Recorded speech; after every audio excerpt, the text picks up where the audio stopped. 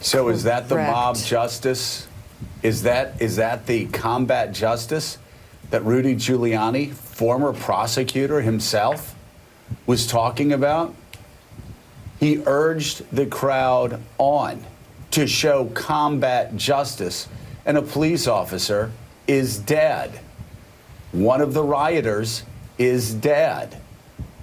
That blood, of course, as both major newspapers in Missouri have said, that blood is not only on Donald Trump's hands and Rudy Giuliani's hands and the hands of Donald Trump Jr., it's also in the hands of Josh Hawley, Mika, who now, the man who started actually the legislative side of this, that man who refused to back down even after open insurrection against the United States of America, he is now being called on to resign from the United States Congress because of the crimes he has committed against America. He also lost his book deal. The publisher that was going to publish his upcoming book has pulled out.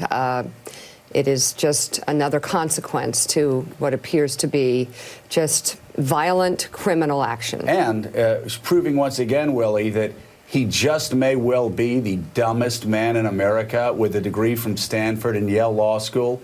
Josh Hawley, as he did with Facebook and he did with social media platforms, he's doing now with a publisher. He keeps confusing the actions of private industry, of private enterprises with the federal government. He keeps confusing the fact that if you are a profit-making center, you can do what the hell you want to do as far as publishing, because the First Amendment grants you that right.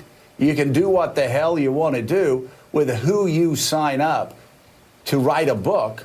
And by the way, if in the middle of that contract, like let's say I have a contract to write a book on Lincoln. Let's say between now and then I decide to commit treason against the United States of America. I decide to commit acts of sedition like Josh Hawley did. I decide to lead an insurrection against the United States of America and inspire actually the ravaging of the United States Capitol and the trashing of the U.S. Constitution.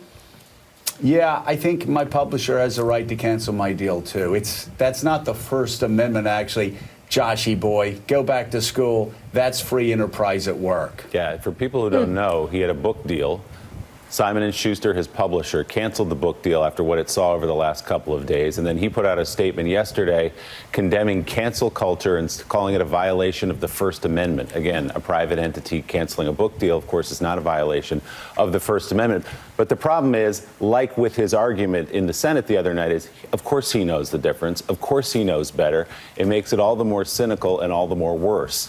The book deal is a small microcosm of his larger issue, which is that he knows exactly what he's doing, and it's a cynical play for his own ambition.